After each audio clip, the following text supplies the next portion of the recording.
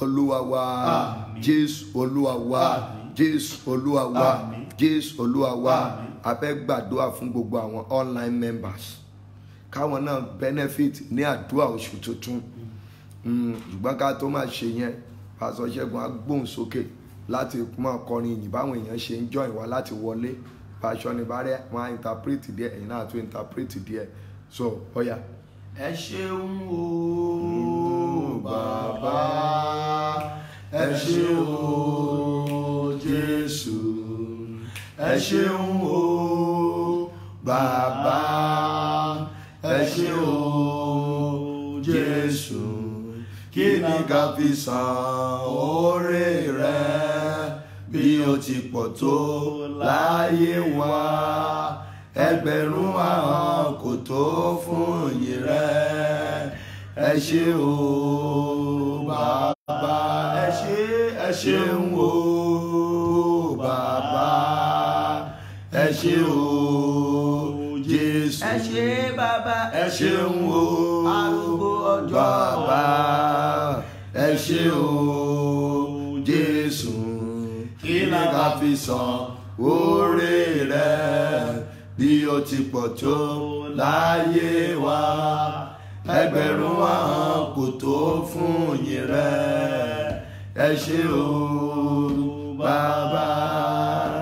ọ̀la lẹ́wọ̀n láṣọ, Ògo láṣọ ìlékè, ìgbèlẹ́gùn lẹ́ṣin, àwa márídì Olódùmarè. Ọlá lẹ́wọ̀n láṣọ, ògo láṣọ ìlékè, ìgbèlẹ́gùn lẹ́ṣin, àwa márídì Elédùmarè. mo ní ọ̀la lẹ́wọ̀n láṣọ, Ògo láṣọ ìlékè, ìgbèlẹ́gùn lẹ́ṣin, àwa márídì Olódùmarè. Ọlá lẹ́wọ̀n láṣọ, ògo láṣọ ìlékè, ìgbèlẹ́gùn lẹ́ṣin, àwa márídì Olódùmarè. wíwá tí a wà láàyè, agbára wa kọ́. Wíwá tí a wà láàyè, ògo ni forúkọ rẹ̀. kábíyèsí o. Wíwá tí a wà láàyè, agbára wa kọ́. Wíwá tí a wà láàyè, ògo ni forúkọ rẹ̀. mo ní Wíwá tí a wà láàyè, agbára wa kọ́.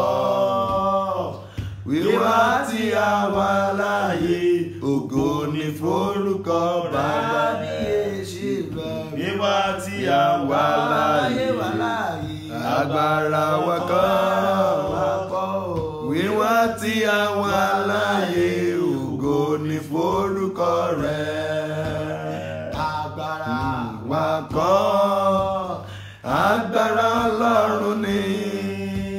Agbára wa kọ́, agbára Ọlọ́run ni. Gbé wa láyé wa lónìí o. Agbára wa kọ́, agbára wa kọ́, agbára Ọlọ́run ni. Agbára wa kọ́, agbára Ọlọ́run ni. Wíwá láyé wa lónìí o. Agbára wa kọ́ o. kìí ṣe mi Mọ̀ ṣe, kìí ṣe agbára wa, kìí ṣe títóbi àwa lẹ́bí dá wa sí o bàbá. Kìí ṣe mímọ̀ ṣe, kìí ṣe agbára wa, kìí ṣe títóbi àwa lẹ́bí dá wa sí o bàbá. Kìí ṣe mímọ̀ ṣe, kìí ṣe agbára wa, kìí ṣe títóbi àwa lẹ́bí dá wa sí o bàbá. Kìí ṣe mímọ̀ mọ̀ ṣe, kì í ṣe agbára wa, kì í ṣe títóbi àwa, lẹ́bi dá wa sí o bàbá. ẹ ṣé Jésù tẹ́ fífẹ́ ńlá dá wa sí, ọ̀pọ̀lọpọ̀ ló ti kú tí wọ́n ti fi lẹ́bùrà. Owó Olúwa láàánú rẹ̀ tó fífẹ́ ńlá dá wa sí. Ògo ìyìn ọlá ló yẹ ọ́ Mèsáyà. Ẹ ṣé Jésù tó fífẹ́ ńlá dá wa sí. Ọ̀pọ̀lọpọ̀ ló ti kú tí wọ́n ti fi lẹ́bùrà. Owó Olúwa láàánú rẹ̀ tó fífẹ́ ńlá dá wa sí. Ògo ìyìn ọlá ló yẹ ọ́ Mèsáyà. Ọlọ́run wa, àwa jẹ́wọ́ rẹ pé ìwọ lolúwa, ìwọ lolúwa, àwa yìn ọ́. Ọlọ́run wa, àwa jẹ́wọ́ rẹ pé ìwọ lolúwa, àwa yìn ọ́, àwa yìn ọ́. Ọlọ́run wa, àwa jẹ́wọ́ rẹ pé ìwọ lolúwa. Àwọn mìíràn jẹ́wọ́ wípé owó lọ́lọ́run wọn. Àwọn mìíràn jẹ́wọ́ wípé àjẹ́ lọ́lọ́run wọn. Àwọn mìíràn jẹ́wọ́ wípé owó lọ́lọ́run wọn. Àwa jẹ́wọ́ rẹ pé ìwọ lolúwa, àwa yìn ọ́, àwa yìn ọ́. Ọlọ́run wa, àwa jẹ́wọ́ rẹ pé ìwọ lolúwa. Mo kí ọba ọ̀run. I greet the heavenly King. Mo sì kí gbogbo ẹ̀yin ènìyàn mi. And I greet all my people. Ẹ̀yin tí ẹ ti cross sí oṣù kẹjọ. You that you have crossed to the 8th month. Ẹ̀yin tẹ́ ṣe ń cross sí oṣù kẹjọ. And you that you are just crossing to 8 months. Ẹ̀yin tí ẹ̀dẹ̀ ti wà lọ́wọ́ ìrọ̀lẹ́ díẹ̀. And that you are the evening period. Ẹ̀yin tẹ́ ẹ̀dẹ̀ ti wà ní on the 13 lo on the bí ẹ ti fẹ́ máa cross on the 2nd torí orílẹ̀-èdè tẹ́ wà. On the second because Gbogbo ohun tí mo ṣe àpapọ̀ ni wípé all what I'm saying is this. happy new month Happy new month to you. fún gbogbo ẹ̀yin èèyàn wa. To every one of our people. Gbogbo online members. All online members. Both home and abroad. Both home and abroad. Congratulations. Congratulations to you. And happy new month. And happy new month. Oṣù yìí máa jẹ́ oṣù àánú fún This yín. month shall be a month of mercy to Ẹ̀mí you. mímọ́ ní kí n kọ́kọ́ sọ tẹ́lẹ̀ méje. Holy Spirit asked me to prophesy 7 Ṣùgbọ́n share message yìí ní 21 share times. this message Okay. 21 times. Gbogbo ẹ̀yin tẹ́ wà lórí line yìí. You on this line, Rí i pé èèyàn mẹ́jọ ti pasẹ̀ rẹ. make sure that you invite like 8 people. Lórí ìtànṣẹ́ program yìí. Let them see this. Mi ò tiẹ̀ sọ fún ẹ pé kó share gan ní 21 times. I'm not saying share Gbogbo ẹ̀yin tí ẹ wà ní online yìí You báyìí. online right now. Rí i pé èèyàn mẹ́jọ. Make sure you invite 8 O people. ìyẹn ni pé ẹnìkan oṣù kínní, ẹnìkan oṣù kejì, ẹnìkan oṣù kẹta, ẹnìkan oṣù kẹrin, ẹnìkan oṣù karùn-ún, ẹnìkan oṣù kẹfà, ẹnìkan oṣù keje, ẹnìkan oṣù kẹjọ. Torí pé àmẹ́jẹ ìjọ yẹn Because those 8 people lọ kọ́lẹ̀ o, wọ́n máa bọ́ gbégbá ọpẹ́ ní they oṣù will kẹjọ celebrate yìí. with you this month. So share ẹ̀ báyìí Share láì it mọ̀jẹ̀. right now. Gbólóhùn méje àkọ́kọ́. 7 utterances. Ọ̀rọ̀ agbára àkọ́kọ́ rèé. This is the first powerful word. Agbára tó fi máa la oṣù kẹjọ The power ìjà. that you make you to pass through these 8 months. Tí oṣù kẹjọ òfin ní gbé ọ lọ. That you not fade away this month. Tí òfin ní gbé ọmọ ẹ lọ. That your children will not fade away this month. Agbára tí oṣù kẹjọ òfin ní gbé ọmọ. The power that this month will not swallow you. Agbára tí oṣù kẹjọ òfin ní gbé ọkọ ẹ̀mí. Power that will not allow your husband to be swallowed Agbára tí this month. oṣù kẹjọ òfin ní gbé aya ẹ̀mí. The power that your wife will not be swallowed this month. Fún ọwọ́ tó lè kọ́kọ́ tẹ àmì For the agbára. hand that I can type amen. Agbára yẹn kó wọnú ayé That ẹ̀. power comes to your life. Agbára yẹn kó wọnú ayé That ẹ̀. power step to your life. Agbára yẹn kó wọnú ayé That ẹ̀. power comes to your life. Agbára yẹn kó wọnú That ayé power ẹ̀. comes to your life. Agbára yẹn kó wọnú ayé That ẹ̀. power comes to your life. Agbára yẹn kó wọnú ayé Power ẹ̀. enter your life. Mo ní ọ̀rọ̀ àkọ́kọ́ lélẹ́ This is iṣẹ́. the fourth word.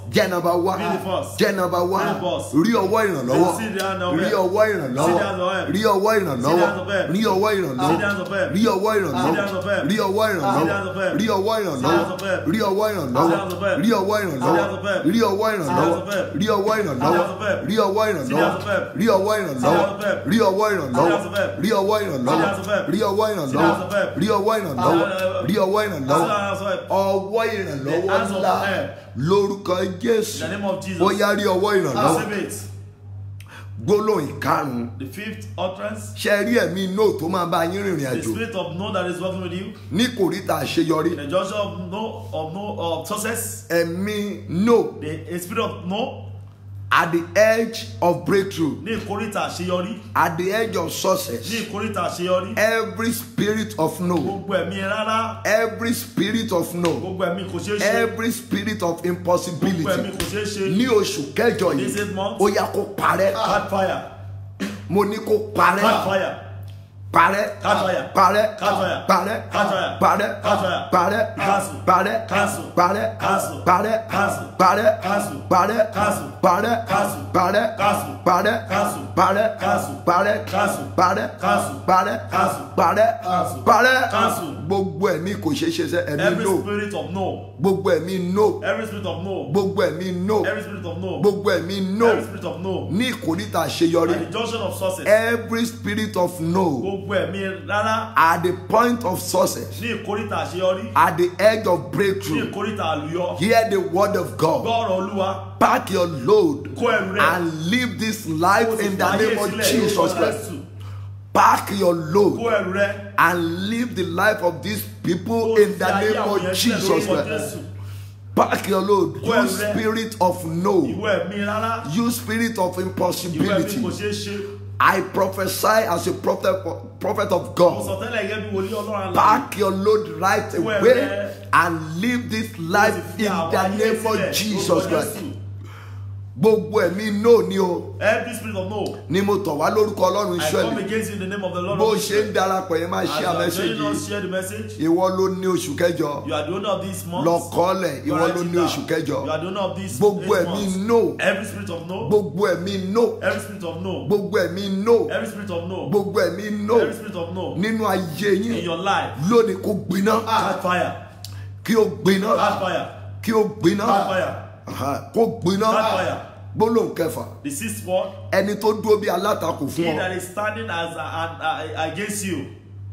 Ẹni tó dúró bí alátakò ẹ. He that is standing against you. Ní oṣù kẹsàn-án In this- àbí ní oṣù kẹfà in this- oṣù keje in this oṣù 7 kínní months, oṣù keje oṣù kẹta From the beginning of tó the dúró bí year. alátakò fún That ọ is standing against your lórílẹ̀‐èdè tó wà tó dúró In bí the alátakò country where you are. tó dúró ní ìgbéyàwó ẹ̀ bí That alátakò stand against you in your marriage. tó dúró ní ọ́fíìsì ẹ̀ bí That alátakò stand in your office against tó dúró you. nínú ìlú ẹ̀ bí That alátakò stand against you in your town. mo rán idà ẹ̀mí mímọ́ I sí send the sword of the Holy Spirit to him. gbogbo alátakò ẹ̀ yẹn Everyone that is standing ní against you oṣù kẹjọ in these 8 months, wọ́n máa ṣubú they lulẹ̀ will fall. wọ́n máa ṣubú They will fall. wọ́n máa ṣubú They will fall. wọ́n máa ṣubú They will fall. wọ́n máa ṣubú They will fall. wọ́n máa ṣubú They will fall. wọ́n máa ṣubú They will fall. wọ́n máa ṣubú They will fall. wọ́n máa ṣubú They will fall. wọ́n máa ṣubú They will fall. wọ́n máa ṣubú They will fall. wọ́n máa ṣubú They will fall. wọ́n máa ṣubú They will fall. wọ́n máa ṣubú They will fall. wọ́n máa ṣubú They will fall. wọ́n máa ṣubú They will fall. wọ́n máa ṣubú They will fall. wọ́n máa ṣubú They will fall. wọ́n máa ṣubú They will fall. gbọ́ àdúrà Hear prayer. gbólóhùn keje The 7th utterance. ta ni ìyanu àkọ́kọ́ nínú oṣù kẹjọ kankan Who is the first person to receive the first? ta ló miracle of kọ́kọ́ the Lord? retí ìyanu oṣù Who kẹjọ is the first person that is expecting? ta the lẹni first tó ń miracle? pòǹgbẹ fún ìyanu Who oṣù is kẹjọ fasting for miracle, the first miracle of the 8 ta ni months? ẹni tí ó kọ́kọ́ ń retí ìyanu Who oṣù is that kẹjọ fellow that is expecting the miracle of the ta first lẹni of tó the month? kọ́kọ́ ń retí ìyanu oṣù Who is the kẹjọ person expecting the first miracle of the month? ta ni ẹni tó kọ́kọ́ ń retí ìyanu oṣù Who is kẹjọ that fellow expecting the miracle of this month? kó tó pé 12 hours Kó tó pé wákàtí méjìlá. kó tó pé 12 hours Before 12 hours. kí ó tó pé 12 hours Before 12 hours. kí ó tó pé 12 Before hours 12 hours. ìyanu àkọ́kọ́ The first miracle nínú oṣù kẹjọ. in the 8th month. ìyanu àkọ́kọ́ The first miracle nínú oṣù kẹjọ. in the 8th month. ìyanu àkọ́kọ́ The first miracle nínú oṣù kẹjọ. in the 8th month. kí ó tó pé 12 hours 12 hours. tó a máa fi mẹ́sẹ̀gì lé mi That kiri. will be you looking for me with your tó a message. send the text message pé ìwọ ló ní ẹ̀rí yẹn. That you will text me that you have gained that tó a lọ testimony. rí Facebook yìí tó a lọ kọ testimony ẹ̀ That you síbẹ̀. go on this Facebook and write a testimony. ìyanu àkọ́kọ́ ní oṣù That first kẹjọ miracle in the 8th month. ló kọ bàbá ọmọ àti The ẹ̀mọ́. Father, Son, Holy Ghost. ọ̀run ìyanu The yẹn heaven of that ọ̀run miracle. ẹ̀rí yẹn The heaven of testimony. ó yá kó ṣí fún ọ Open unto you. kó ṣí fún ọ Open unto you. kó ṣí fún ọ Open unto you. kó ṣí fún ọ Open unto you. kó ṣí fún ọ Open unto you. kó ṣí fún ọ Open unto you. kó ṣí fún ọ Open unto you. kó ṣí fún ọ Open unto you. kó ṣí fún ọ Open unto you. kó ṣí fún ọ kó ṣí fún ọ kó ṣí fún ọ kó ṣí fún ọ kó ṣí fún ọ kó ṣí fún ọ kó ṣí fún ọ kó ṣí fún ọ kó ṣí fún ọ gbọ́ àdúrà Have a prayer.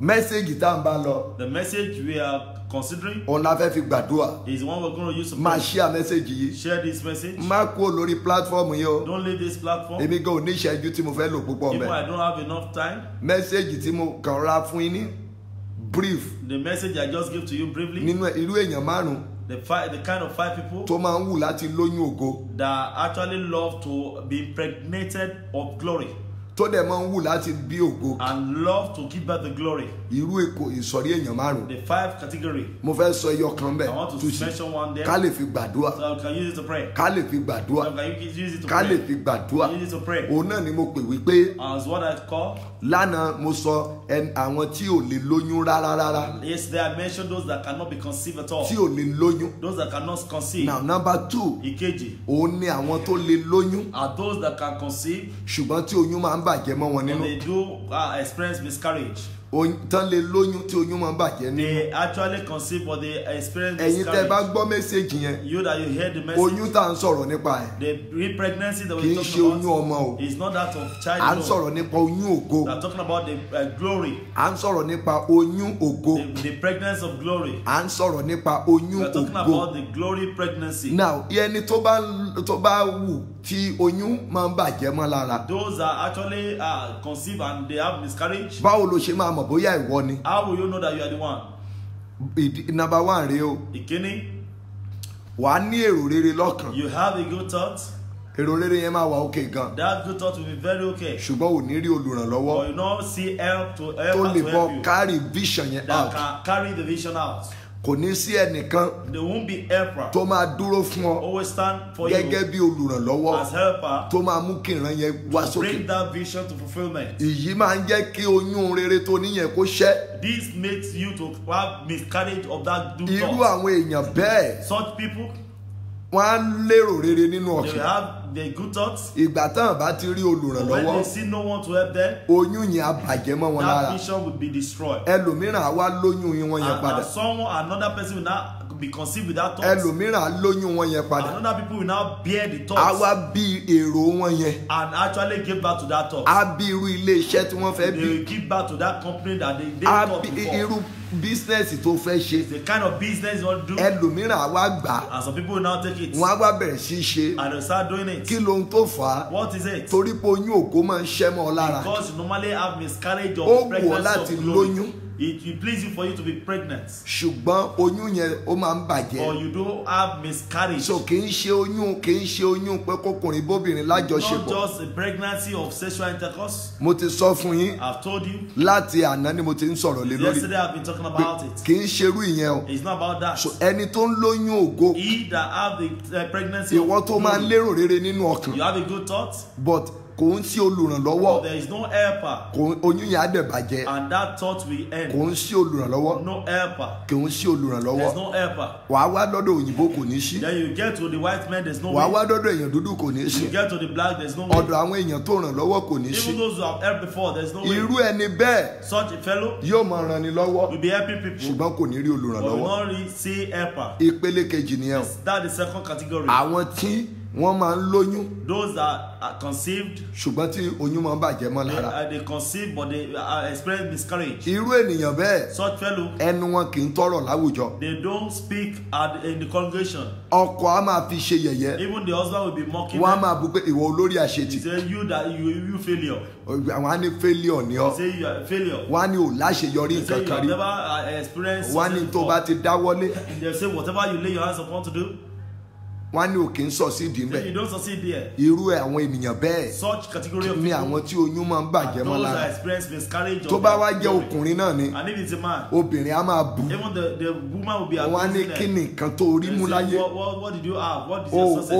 o sí láyé o wà You are láyé not bí just aláìsí. existing, you are just existing as someone ó máa that is mú no more. kí obìnrin kó sọ pé opó lòun. This will make the wife to say she's a widow when the husband is still alive. ọkọ wà láàyè o. The husband is alive. ọkọ wà láàyè. The husband is alive. ọkọ ẹ̀ wà The láàyè. husband is alive. ṣùgbọ́n But a máa sọ pé opó ni àwọn. they will be claiming to be widow nítorí wípé because okay today is my daughter's birthday. yes mo láwọn èèyàn tó pọ̀ tí wọ́n ń ṣe I birthday have lónìí. many people having their a ti birthday gbàdúrà today. fáwọn tó ń ṣe birthday We are lónìí. praying for those who are ara having àwọn birthday partners mi Even èdè part of lọ́jọ́ the birthday partners kan today nínú is a wọn. birthday, one so of them. gbogbo ẹ̀yin tí ẹ jẹ́ ọmọ August today. 1st. The children of August 1st. and then August yìí náà ní í ṣe púpọ̀ ní ìrìn àjò ayé mi. Even all these August has a lot to do with my ó life. ní í ṣe púpọ̀ It púpọ̀ has a lot to púpọ̀ do tí ó with my pọ̀ journey. It gan-an. has a lot to do so with mo my kí life. gbogbo ẹ̀yin ọmọ I August greet all the pé August, happy August, birthday. happy birthday ẹ̀yin to you. títí yín jẹ́ on the 6th. You that you are happy also birthday in deceased. bọ́lẹ̀ Happy ṣe birthday in advance. in advance. In advance. ẹ̀yin tí ẹ̀dẹ̀ ṣe lánàá And you that you have it this day. ọmọ mi kan lára àwọn kwaya mi ní Part of my Finland. choir at Finland. àná ní birthday tiẹ̀. She has his birthday so yesterday. one of my partners One of Glorious my Generation partners. Of Glorious Generation the Partners. wife of chairman of The Glorious wife of Generation chairman Partners. Of the Glorious Generation Partners. wọ́n ní ọjọ́ ìbí tiwọn. Today is a birthday. so a ti kí ọ̀pọ̀lọpọ̀ nínú ẹ̀yin tí ò ní jẹ́ ọjọ́ ìbí We yín. have great many so of you gbogbo that yín you tẹ́ have wà a birthday online yìí today. báyìí. All of you ẹ are bá wa online. sọ pé gbogbo àwọn ọmọ wòlíì Olúwa tí wọ́n jẹ́ tí ò ní jẹ́ ọjọ́ birthday wọn ẹ bá mi kí wọn pé Help us to happy greet the birthday children and the lórúkọ daughter Jésù Olúwa yóò dára of fún yín. having their birthday today. now irú ènìyàn bẹ́ẹ̀ Such a fellow, wọn kì í máa rí olùrànlọ́wọ́. they don't see helper. tó bá jẹ́ ọkùnrin If níṣẹ́ he's a man, tó bá jẹ́ ọkùnrin if he's a man, wọ́n á máa pè ọ́ ní òkú ayé. they'll be telling you that you are not existing. kí dẹ̀ ń ṣe pé ò lérò rere nínú And it's ọkàn not that you don't have a good ṣùgbọ́n thoughts, oyún ògo máa ń ṣẹ́ mọ́ ọ nínú. but you normally have miscarriage of thoughts. oyún ògo máa ń ṣẹ́ mọ́ ọ You lára. normally have miscarriage of glory. irúfẹ́ ọkàn bẹ́ẹ̀ Such a man, wọ́n á máa gbé ìgbé ayé tó le. they'll be living a life of rigor, wọ́n á máa gbé ìgbé ayé agbára káká. a life of difficulty, wọ́n á máa gbé ìgbé ayé àṣetì. a life of failure. ẹyọ wọ́n á máa gbé ìgbé ayé ìjì ńlá. They'll be living a life of storm. wọ́n á máa gbé ìgbé ayé ogun ńlá. They'll be living a life of battle. àwọn tí wọ́n lè lóyún ṣùgbọ́n tóyún máa ń bàjẹ́ mọ́ Those lára. that they conceive but they have miscarriage. tó jẹ́ oyún ògo. As a pregnancy of glory. irú àwọn ènìyàn bẹ́ẹ̀ Such a fellow, tó bá fẹ́ fún ọ àmọ̀ràn irú àwọn èèyàn bẹ́ẹ̀ kì í work. the advice of such people cannot work. torí wọ́n á sọ fún ọ pé ǹjẹ́ ìwọ láṣeyọrí. Because they will ask them that did they have success before? àmọ̀ràn tó fẹ́ fún èmi Even the advice you want to give out for people. ìwọ tí oyún ògo ń ṣẹ́ mọ́ nínú bóòlù ṣe fẹ́ fún mi lámọ̀ràn wọ́n á ní kí ló dé tí ò wúlò fún ọ. Why is your advice not working for you? so irú àwọn èèyàn báyìí kò àmọ̀ràn wọn kì í work Such a fellow, their counsel is not working létí àwọn ènìyàn in the ear of people nítorí pé oyún ògo yẹn gan bàjẹ́ mọ́ wọn lára. because they have miscarriage of that glory. oyún ògo ṣẹ́ mọ́ wọn lára. They have miscarriage of that wọ́n máa ń glory. lérò rere nínú They ọkàn have good thoughts, ṣùgbọ́n torí pé wọn ò sí lójú ọ̀nà but because they are not oyún ògo lying, máa ń bàjẹ́ mọ́ wọn they lára. normally have miscarriage so of mo fẹ́ glory. kó ronú lónìí irú ipò I wo ló want wà. you to have a thought today. àwọn tí oyún ògo bá ń ṣẹ́ mọ́ lára Those that have miscarriage of glory, wọn kì í lẹ́nu ọ̀rọ̀ nínú ilé they don't have a say at wọn all. kì í lẹ́nu ọ̀rọ̀ nínú They ìlú don't have a say in the wọn city. kì í lẹ́nu ọ̀rọ̀ níbi They iṣẹ́ don't have a say in the wọ́n máa ń rí wọn bíi failure They will see them as failure. ọmọ gan máa ń rí wọn bíi failure Your children will see them as ọ̀rẹ́ failure. máa ń rí wọn bíi Your failure friends will see them as failure. irú àwọn èèyàn báyìí Such people, èèyàn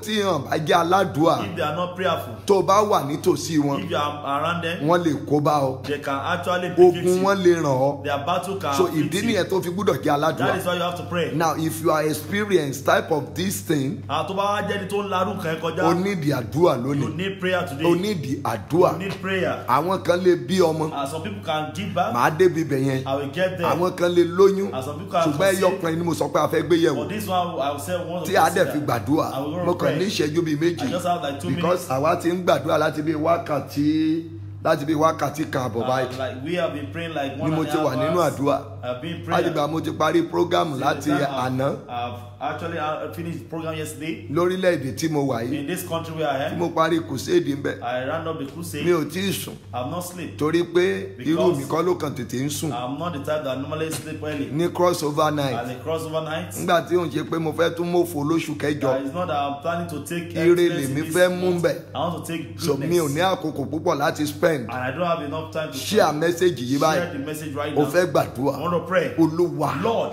agbára wo ló máa ń jẹ́ kí n ṣẹ́ oyún ògo lóṣooṣù which power makes me to have miscarriage of glory every month? olúwa dá iná sun agbára Lord, yìí rose them by fire. agbára tó máa ń ṣẹ́ oyún ògo The mọ́ mi nínú power that makes me to experience miscarriage of tó máa glory. ń jẹ́ kí n ní èrò rere nínú That ọkàn makes me to have a good thought. ṣùgbọ́n tó máa ń ṣẹ́ oyún ògo mọ́ mi But lára destroy it in my life. agbára yìí gbiná Such power rose by fire. agbára yìí jáde kúrò This lára mi power get out of my life. agbára yìí gbiná This power rose agbára by yìí fire. jáde kúrò lára Get mi out of my body. ó yẹ ìporúkọ jésù Prayer in the àdúrà name ńlá of Jesus. lórúkọ jésù lórúkọ jésù lórúkọ jésù lórúkọ jésù lórúkọ jésù lórúkọ jésù lórúkọ jésù lórúkọ jésù lórúkọ jésù lórúkọ jésù lórúkọ jésù lórúkọ jésù lórúkọ jésù agbára tó máa ń ṣe oyún òkú mọ́ mi lára tó máa ń jẹ́ kí n lérò rere nínú ọkàn ṣùgbọ́n tí kì í jẹ́ kí n succeed lórí èrò rere agbára tó máa ń ṣe oyún òkú mọ́ mi nínú tó máa ń jẹ́ kí n lérò rere ṣùgbọ́n tí kì í jẹ́ kí èrò rere mi ó ṣẹ lórúkọ jésù olúwa dáná sun agbára yìí lórúkọ jésù bá dáná sun kẹ̀mí mímọ́ dáná sun lórúkọ jésù olúwa bá dáná sun lórúkọ jésù olúwa bá dáná sun lórúkọ jésù olúwa bá dáná sun ẹ̀mí mímọ́ bá dáná sun gbọ́ àdúrà lórúkọ jésù kristi olúwa wá jésù olúwa wá ẹjọ́ ẹ gbàdúrà Please pray. olúwa Lord, agbára wo ni ló máa ń sọ èrò rere mi di òfo which power turn my thoughts to nothing?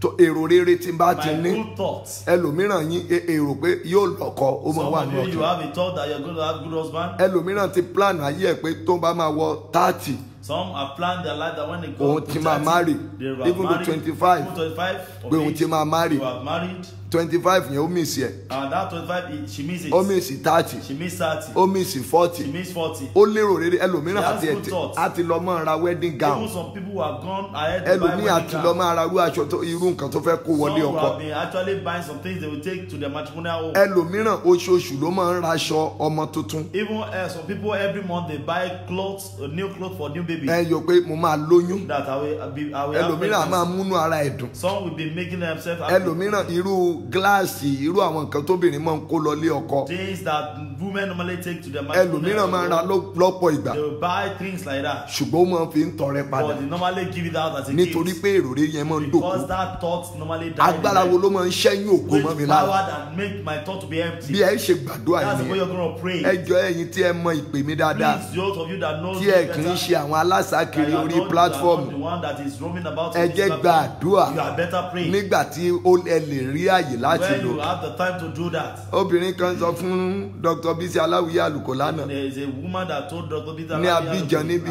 Abidjan ó ní bàbá say, Father, mo wá yín dé Nàìjíríà lórí òkè mo san ọjọ́ mẹ́wàá I've been to you on the mountain looking for you for 10 mi ò bá days. yín bẹ̀ I did not see you there. mo tún padà lọ And I went mo back. tún lo ọ̀sẹ̀ kan And I spent another ẹ tún busy 1 week. And títí you are busy all through. ní òtúrí yín I rí did not see you. báwo máa ṣe wá rí yín How did I báyìí not see you now? Dr. Bisi sọ pé dáàdi ẹjọ́ ẹ bá mi rí Please help me to see àwọn her. èèyàn mi These leléyìí my people. ohun tèmi ń sọ fún ọ ní What I'm wípé telling you is this. orí ọ̀fẹ́ lèmi àti ẹ̀rí gbà We have privilege. mo fẹ́ kó Grace. gbàdúrà I want you to pray. má ṣe àkókò yìí lò Don't please misuse this minute. agbára wo ló máa ń ṣẹ́yìn ògo mọ́ What mi is that lára power that makes me to have miscarriage of tó máa ń glory? jẹ́ kí n lérò rere nínú That ọkàn make me to have a good thought ní oṣooṣù every month. ṣùgbọ́n tí kì í jẹ́ kí èrò But rere doesn't mi ó allow ṣẹ my thought to be fulfilled. olúwa dáná sun ẹ̀mí Lord, rose them by fire. dáná sun agbára Rose ẹ̀jẹ̀ them by fire. máa ṣí à mẹ́sẹ̀gì Share yẹn bó the ṣe message wọlé as you're coming in. tó bá ṣe ń wò wá for the You first are time just looking at us for the first like time. péjì Like yìí our page. bẹ́ẹ̀ ni olúwa agbára wo Lord, what power? ló máa ń ṣẹ́yìn ògo mọ́ mi What lára made me to experience miscarriage of ní glory oṣooṣù every month? níbẹ̀rẹ̀ oṣù In the beginning of tí the mo máa month, ń lérò rere I have good thoughts. ṣùgbọ́n tó máa ń ṣẹ́ oyún ògo But yẹn mọ́ mi normally ní destroy the me. agbára wo ni What is that power? olúwa dá iná sun Lord, rose them by fire. mo fẹ́ ṣe I àṣeyọrí want to have success. mo fẹ́ ṣe I want àṣeyọrí to have a success. mo fẹ́ ṣe I want àṣeyọrí to have a success. mo fẹ́ ṣe I àṣeyọrí want success. mo fẹ́ lóyún I ògo want to conceive mo glory. dẹ̀ fẹ́ bí ògo And I want to deliver it. ìwọ agbára You that power. tí o máa ń pa èrò rere kó mọ́ That mi nínú normally kill my good tó máa ń thoughts. mú kí n ṣẹ́ oyún That ògo normally made me to have gbiná lára mi Rose by fire. ó yá lànà Catch fire. ó yá gbiná Catch fire. ó yá lànà Catch fire. ó yá gbiná Catch fire. ó yá lànà Catch fire. ó yá gbiná Catch fire. ó yá lànà Catch fire. ó yá gbiná Catch fire. ó yá lànà Catch fire. ó yá gbiná Catch fire. ó yá lànà Catch fire. ó yá gbiná Catch fire. ó yá lànà Catch fire. ó yá gbiná Catch fire. ó yá lànà Catch fire. ó yá gbiná Catch fire. ó yá lànà Catch fire. ó yá gbiná Catch fire. ó yá lànà Catch fire. gbúwàdúwà Jésù Yeah, prayer Olúwa for in wá Jesus' name we pray. Olúwa Lord, ta ni mò ń bá who rìn am I working with? tí oyún ògo ṣe máa ń bàjẹ́ lára That mi made me to have miscarriage of glory. ta ni mo máa ń sọ̀rọ̀ ayé Who mi is fún that person I use to share my tí mi ò ṣe ń láṣeyọrí life lóṣooṣù. with? That does not allow me to have Olúwa success pé wa every níyà month. lóṣù Lord, kẹjọ separate us this new month. oṣù tuntun lẹ́mọ̀ tó bẹ̀rẹ̀ This is a yìí new month you are ta ni starting mo today. máa ń bá rìn Who am I working with? tí oyún ògo ṣe máa ń bàjẹ́ lára That mi made me to have miscarriage of good ta ni thoughts. mo máa ń sọ̀rọ̀ ayé mi Who fún did I share my life with? tí oyún ògo mi ṣe máa ń That bàjẹ́ normally have miscarriage of àti good thoughts. tí mò ń bá rìn àti tí mò ń The sọ̀rọ̀ ayé one mi fún I'm working with and the one I'm telling my life. tí kì í jẹ́ kí n That láṣeyọrí does not allow me to have success. Olúwa pín wa níyà Lord, separate us. ní oṣù kẹjọ In yìí these 8 months, láti òru yìí lọ from báyìí this night, láti ọ̀sán yìí lọ this afternoon, bóyá àárọ̀ ló ń wò maybe you are in báyìí the morning. Olúwa pín wa níyà Lord, separate us. ẹ̀mí mọ́ pín wa níyà Holy Spirit, separate lọ́n us. bàbá ọlá pín wa níyà The Lord of our lives, lọ́n separate bàbá us. jídé pín wa níyà Lord, Babajide, separate us. Olúwa pín wa níyà Lord, separate us. ẹ̀mí mọ́ pín wa Holy níyà Spirit, separate us. arúgbó ọjọ́ pín wa níyà ọba àwọn ọba pín wa níyà King of Kings, separate ẹ̀mí us. àwọn wòlíì pín wa níyà Separate us. olúwa àwọn olúwa pín wa Lord, níyà separate us. ẹ̀mí mímọ́ pín wa Lord, níyà separate us. ọba àwọn ọba pín wa Lord, níyà separate us. ọlọ́run gbọ́ àdúrà Yeah, prayer. Jésù olúwa For wa in Jesus' mighty name we Jésù pray. olúwa wa For in Jesus' mighty name we pray. Jésù olúwa For in wa Jesus' mighty name we mo pray. fẹ́ lọ gbàdúrà fún I ọ want to pray for you.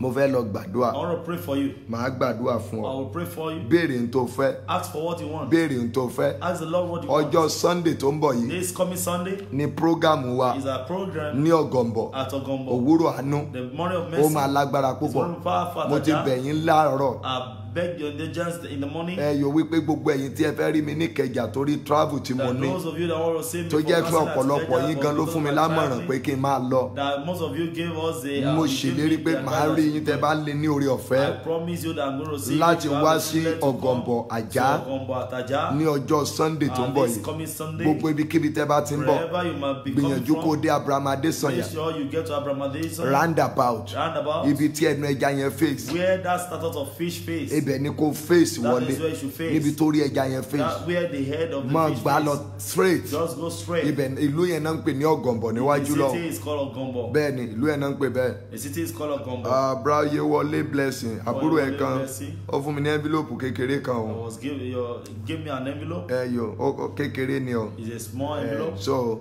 o ṣe o thank you God bless you so I just want you to know that ó fi jíṣẹ́ Mo fẹ́ kẹ́ mọ̀ pé he has given it to me. ẹ yò first turning The by first the turning left by the left. ní tó bá ti ń wọnú ìlú When Ọ̀gànbọ̀ you are lájà going to Ogombo wọ́n pè bẹ̀ yẹn ní Redeem bus stop Redeem bus stop. máa gba bẹ̀ yẹn lọ straight Just go straight. ó ń lọ sí New Town Estate You are nìyẹn going to Newtown Estate. láti New Town Estate From yẹn Newtown Estate. wàá kàn sọ fún wọn wípé bá Tell òkú them that close you're ló going ń to lọ Baku close. wọn á sọ fún ẹ pé chọ́ọ̀chì ńlá yẹn ló They lọ will sí tell you that big o church ti you're débi going, tó ń lọ going to where síbẹ̀ you're going. so and possible Ó ti ṣeé ṣe. kí bọ́ọ̀sì wa náà wà ní Our boss will be ojú títì ní at the Ọ̀gànbọ̀ junction ńbẹ̀ at Ogombo. bó bá máa rí bẹ́ẹ̀ a máa gbọ́ gbogbo If ìyẹn it's going to be, we're nínú going to ìyókù hear àwọn it. prógámù wa There are remaining programs. bẹ́ẹ̀ náà ni mo fẹ́ kẹ́ máa múra sílẹ̀ And I want you to get fún prepared crusade Finland for crusade at Finland. ó ti ń wọlé It's báyìí drawing near very so close. ẹ̀yin tẹ́ wà ní Europe Those lápapọ̀ of you at Europe, ẹ máa at ní oore large, ọ̀fẹ́ láti rí mi you have the bẹ́ẹ̀ privilege to see so me there ní Finland at Finland. 4 5 6 7 8 4, 5, 6, and 7, 8. ó máa lágbára It's púpọ̀ going to be powerful. so mo máa ń wá bẹ́ẹ̀ àyè máa ń wà fún mi I láti used ṣe to be there, counseling and there will be chance for me to bẹ́ẹ̀ do ni counseling. ẹ̀yin tẹ́ wá láti another country You ní from last another program country last program. ẹ rí i pé mo yan àkókò kan You sọ́tọ̀ see that I dedicate some tí mo time fi dá gbogbo yín lóhùn for counseling kó tó di pé mò ń dá àwọn ará ilé gangan before lóhùn I begin to answer so those. bóyá ìwọ ń pòǹgbẹ láti rí wa Maybe you are thirsty to see us. so o ti lè ra mo ti ń sọ láti bí oṣù méjì I've been mẹ́ta saying it like 2, 3 months. máa ra tíkẹ́ẹ̀tì ẹ̀ sílẹ̀ Buy your tickets. on the 4 5 6 7 4, 5, 8 6, 7, ní and 8. orílẹ̀-èdè Finland In the country of Finland. ó máa ní agbára It's going to púpọ̀ be powerful. come and be my guest that time wàá jẹ́ àlejò mi lọ́jọ́ yẹn. and wàá ní ìrírí agbára àdúrà Come and experience the bíi power ti of prayer 1930. like that of Ọlọ́run máa 1930. tún lò wá fún ẹ God is bẹ́ẹ̀. going to use us So for mo you. retí ẹ níbẹ̀ yẹn I'm expecting you ní there. Christ Apostolic At Church Christ Apostolic Church. Helsinki, Finland. Helsinki, Finland. Ibẹ̀ ni program yẹn ti máa That's where the wáyé program is going to ní come. ọjọ́ kẹrin ọjọ́ karùn-ún The 5th, 4th, 5th, ọjọ́ The títí di 6th, ọjọ́ kẹjọ till the 8th. ní orílẹ̀-èdè of Finland. the country of Ó Finland. máa lágbára It's going púpọ̀. to be powerful. So tó bá fẹ́ wá If síbẹ̀ you want to come there, Ọlọ́run á dìde the ìrànlọ́wọ́ Lord will rise up for ó you. dẹ̀ máa ṣílẹ̀kùn And it's ìbùkún going to fún ọ. open the door of blessing Program for you. yẹn máa lágbára That púpọ̀. program is going to be powerful. So ó wà ní Germany, ó Maybe wà you are ní Germany. anything ní gbogbo ibi tó lè wà ní Europe, wọ́n wá Wherever bẹ̀ you might láti be at Canada. Europe, you are coming from Canada. Àwọn kan wá láti America. Some come from Àwọn kan máa wá America. láti Some London people come from sínú London. programu yẹn. That program. So má sọ ibi kan kò síbi tó jìnnà tọ́wọ́ There's no èèyàn báyìí place ti that tẹ́ is o. far. Òun ni mo sọ fún ọ pé ẹnìkan lọ lódidi 10 days lórí That's why I'm òkè. telling you that someone went there to the mountain to Tó spend jẹ́ 10 pé wọ́n days. débẹ̀ kò rí And mi. she got Ó there, débẹ̀ they couldn't see me. sọ but eléyìí But tó this bá one, wá if mo you àṣọ come, ẹ ò I ní assure wá bẹ̀ you, kó you má will bá not mi come pàdé without bẹ̀. seeing me. So ìlérí ni mo It's a ṣe. promise. Tí bá sì ṣèlérí mo máa And when gbé I ẹ̀dùn promise, láti I mú try ṣe. to fulfill it. Lórúkọ Jésù Olúwa yóò In the dára name of fún Jesus Christ, I be well on with the you. 4th. On the 4th, And then mo bẹ̀ gbogbo ẹ̀yin èèyàn wa. I beg all of A our máa people post kíní flyer Finland yẹn sórí to Facebook. post the flyer of that Finland Please program. help us to share it in your wall. Ẹjọ́ ẹ bá wa lukoro ẹ̀. So kó bá wa pín fún àwọn èèyàn. Help us to share it on your wall. Jingle ẹ máa a máa send the jingle ẹ. Jingle also will be shared. A máa share flyer a máa We'll send share ẹ. the flyers on the wall. Gbogbo ẹ̀yin tẹ́ ẹ̀ tí lè go out gẹ́gẹ́ bí ọ̀rọ̀ rẹ ó ní we can't go out of the country sir. You that cannot go out, you watch Ó your ní life. sọ pé we can wàá sọ pé I can. You can't say you can, you can just say I can. Adéọlá Susan wàá sọ pé I can't. You just say I Yóò can't. sọ àfagídí mú ọ It's náà not tẹ́lẹ̀ by force. so àwa náà mi ìfagídí mú yàn I don't use to force so people. ìgbàgbọ́ rẹ ni ò dá ọ lójú Your faith- tí ìgbàgbọ́ rẹ bá dá ọ if your lójú faith is o lè strong, o lè ráyè travel You can travel kó o lórílẹ̀‐èdè tó wà that yẹn country where you kó are. tó dìgbà yẹn torí pé Before that time, Ọlọ́run ti lè ṣèwé fún ẹ because God will have settled Ọlọ́run ti your lè la ọ̀nà ìwé God fún will ọ have settled your so green Ọlọ́run ti lè passport. la ọ̀nà ìwé rẹ fún God ọ will have settled your so books. Finland ọjọ́ kẹrin ọjọ́ karùn-ún ọjọ́ Finland, kẹfà the 4th, 5th, di ọjọ́ 6th, kẹjọ till the 8th so days. jọ tó bá ti rí flyer Please, wa when you lórí see the Facebook flyers on our Facebook, tí o rí jingle program see the yẹn jingle of that please program, o lè copy it tàbí you kó bá wa can share copy it it and help us to share it. lórúkọ Jésù Olúwa In the máa name of dára Jesus fún Christ yín shall be well with you. mò ń retí ẹ ń bẹ I'm expecting you ọjọ́ there. Sunday ọ̀sẹ̀ yìí This Sunday, àǹtí bọ̀dá rán àbúrò ẹ̀ rán ọmọ ẹ̀ brother, àwọn wá sister, send your younger ones, a máa your fi brother, béèrè your fún elder ones. àánú nìkan ni We o used to ask for mercy ẹ jẹ́ there. gbàdúrà fún Let me yín pray for you. lórúkọ Jésù In Jesus' name. lórúkọ Jésù Jesus' name. ẹni tó máa ń bá rìn tó máa ń ṣẹ́ oyún ògo That person you manually work with and makes you to have miscarriage of glory mọ́ ọ lára in your body. ní oṣù kẹjọ Place 8 months. Olúwa pín yín The níyà Lord will separate you. Olúwa pín yín The yà Lord will separate you. gbogbo yín tẹ́ wà lórí As platform many yìí of you on this ẹ platform, share message share lẹ́ẹ̀kan kan this sí message one more bó ṣe time. ń share As you yẹn are sharing it, ìrànlọ́wọ́ á dìde sí ọ help will locate you. gbogbo agbára tó ń boyún ògo jẹ́ Every mọ́ lára power that is making you to have miscarriage of glory, agbára yẹn kò gbiná some power shall be consumed by fire. ẹ̀mí tó máa ń jẹ́ kó lérò rere The spirit lọ́kàn that means to have good thoughts, ṣùgbọ́n tí kì í jẹ́ kérò rere but does ẹ̀ṣẹ̀ not allow that good thought to be fulfilled. lónìí ẹ̀mí yẹn kó fi ọ́ lẹ̀ May that spirit leaves you. agbára yẹn kó dágbére That fún ọ power leaves you. ẹ̀mí tó máa ń jẹ́ kó lérò ibi The òkè spirit that made you to have a thought of the higher place, ṣùgbọ́n tí kì í jẹ́ kí ibi òkè kó but pẹ́ ń does bẹ̀ not allow that fulfillment of that lónìí place to be ẹ̀mí fulfilled. yẹn dágbére fún ọ Today that spirit leaves you. bóyá ẹ wà ní online ní ọjọ́ Maybe Thursday you are online òkè on lọ́jọ́ Thursday, Friday lórí òkè Friday on the mountain. tí mo sọ fún yín pé wọ́n ránṣẹ́ sí wa pé I said that we wọ́n sent jí àwọn mẹ́ta kan gbé that 3 people were being pé ká kidnapped. gbàdúrà I should pray, a gbàdúrà o and we have prayed. bí Olúwa mo láyọ̀ láti sọ fún I yín am happy to tell you pé Ọlọ́run ti bá wa release that ẹ̀ the Lord have released them. mo sọ fún yín pé kó di àpótí ẹ̀rí ń I bẹ̀ say they turned to covenant, act of covenant, Ọlọ́run bá wa sọ́dà àpótí and the ẹ̀rí Lord did it for us. wọ́n ti They release have been ẹ̀ released. kò bówó dé o They don't pay. Ọlọ́run bá wa ṣàwárí ẹ̀ The jáde Lord search them out. àdúrà gbé jáde Prayer search them kò out. sí ohun tí Ọlọ́run kò lè There's ṣe nothing God cannot do. alágbára ni Ọlọ́run Powerful is our so God. ẹ̀yin tẹ́ bá wa gbàdúrà yẹn online You that nígbà you yẹn pray, náà help us to pray ẹ online share ṣe àdúpẹ́ Thank púpọ̀ you lọ́wọ́ very yín much. We o appreciate ò ní you. bọ́ sọ́wọ́ ọ̀tá You will not fall to the hands of orí the ẹ̀ ò enemy. ní gbàbọ̀dọ̀ You do not avoid evil. lára àwọn tó máa kọ́kọ́ ní Among testimony those that first have testimony oṣù kẹjọ of the 8th month, gẹ́gẹ́ bí àdúrà tí mo ti gbà according to fún the yín prayer I níbẹ̀rẹ̀ prayed for you at the ìwọ ló beginning, máa jẹ́ number you will one be the first person. kó tó pé 72 Before hours 72 hours, ní oṣù kẹjọ on the yìí 8th month, o máa rí you ìyanu will receive miracle. o máa ní You have testimony testimony. mo máa ní You have testimony testimony. o máa ní You have testimony testimony. láàrin ọjọ́ méje Between 7 days, ìwọ ló kọ́kọ́ máa rí you will be the ìyanu first person to see láàrin miracle. 14 days Between 14 nínú days, oṣù kẹjọ in these yìí 8 months, ìwọ ló kọ́kọ́ rí you ìyanu can be the first to receive ẹ̀yin miracle. bóyá oyún ló dẹ̀ fẹ́ ní Maybe you want pregnancy. máa wo o, nígbà tó bá máa di òpin oṣù kẹjọ By the end of this month, bí olúwa ti ń bẹ tí as ẹ̀mí the ẹ̀ wà Lord liveth and His Spirit o máa lives, sọ you will testimony share your pé testimony o ti ní oyún that you have conceived. gbogbo ẹ̀yin tẹ́ ń retí ìwé As many ìgbélu of you that you are looking for mo great lóṣù paths, kẹjọ yìí I use this fún yín month gẹ́gẹ́ bí oṣù for you as celebration a month of celebration. gẹ́gẹ́ bí oṣù tó máa As gba a green month that card you are going to collect your gẹ́gẹ́ green bí card. oṣù tí o máa tó máa kọ́kọ́ fún ọ As ní a month 10 years that you are going to be given gẹ́gẹ́ 10 bí years. oṣù tó máa kọ́kọ́ fún ọ As a ní month iṣẹ́ that you are going to be lórúkọ given a job. Jésù olùgbàlà In the name of Jesus ó yá Christ. kó rí bẹ́ẹ̀ So fún ọ shall it be unto you. mo ní kó rí Shall it be bẹ́ẹ̀ unto you. kó rí Shall it bẹ́ẹ̀ be unto you. kó rí Shall it be bẹ́ẹ̀ unto you. gbogbo ẹ̀ tẹ́ wà ní As kòríta many of àìsàn you are at the junction of sickness, àìsàn kó jáde lára yín sickness leaves your body. àìsàn Sickness fibroid of fibroid, cancer cancer, ulcer ulcer, diabetes diabetes, ẹ̀jẹ̀ ríru BP, hypertension hypertension, gbogbo rẹ̀ lápapọ̀ all together, orí fífọ́ ni headache, ẹ̀yìn dídùn ni back pain, ẹ̀jẹ̀ púpọ̀ jù ni and too much blood lẹ́sẹ̀kẹsẹ̀ instantly. olúwa dáwọ́lé The yín Lord lay hands on you kẹ́rí àánú gbà and save mercy. kẹ́ẹ̀dí òmìnira Be free. oṣù yìí olúwa ta yín lọ́rẹ This month the Lord give you bí a mo ti gift. fẹ́ kórí fún And I yín want it to be unto you. olúwa ọjọ́ orí bẹ́ẹ̀ fún mi Shall be náà unto me. kẹ́mi náà ní ẹ̀rí I'll have testimony. lóṣù yìí kí n ní This testimony month I have testimony. kí n ní ẹ̀rí agbára testimony. gbogbo program wa gbogbo All our programs. olúwa kó gbàkóso I'll take control. orílẹ̀-èdè Abidjan tá a wà yìí This Abidjan country. olúwa where náwó agbára Lord, have your way. àánú jẹ́ ó ṣiṣẹ́ fún Mercy, ọ let it work for us. orílẹ̀-èdè má jẹ́ ó dàrú This country, don't let it má be jẹ́ ó scattered. bàjẹ́ Don't let it orílẹ̀-èdè fall. tí wọ́n náà wà The country where you kí are, àánú kó ṣiṣẹ́ let mercy work there. orílẹ̀-èdè náà kó má ṣe dàrú That country kí wàhálà ó má ṣe ṣẹlẹ̀ bẹ̀ problem will not occur. connection Connection tó o fi di ọlọ́rọ̀ that will make you a wealthy man. connection Connection tí ayé ẹ̀ fi máa sa that eré will make your life to mo run. béèrè ẹ̀ fún ọ lóṣù I ask kẹjọ it for you this 8 ó months. yá kó wá orí Receive it. àwọn tó máa partner Those that pẹ̀lú will ẹ̀ partner with you ní Amẹ́ríkà in America, ní London in London, ní Germany in Germany, ní Asia in Asia. lórúkọ Jésù ó bọ̀ sí wọn lọ́wọ́ have a wàá contact dẹ̀ rí àánú gbà well with you. goni fọlọ́run lókè Praise the name of the ọ̀run Lord. mo sọ fún yín a ti rí kan lára kámẹ́rà wa I've told you we have found so one a of ti our need camera. 2 camera We still need 2 more cameras. lórúkọ Jésù Olúwa yóò dára The name fún of yín Jesus Christ shall be well with you. inú ẹ lè dùn láti fẹ́ sọ fún wa o. And be happy to sow for us. ẹnìkan ṣoṣo ó ní bàbá Someone said, ó ní olúwa ọlọ́run yín jù bẹ́ẹ̀ the lọ Lord your God is ó more ní than lára that. nǹkan tí ọlọ́run ìpè yín ṣe lòun ti mú kékeré yẹn As one of the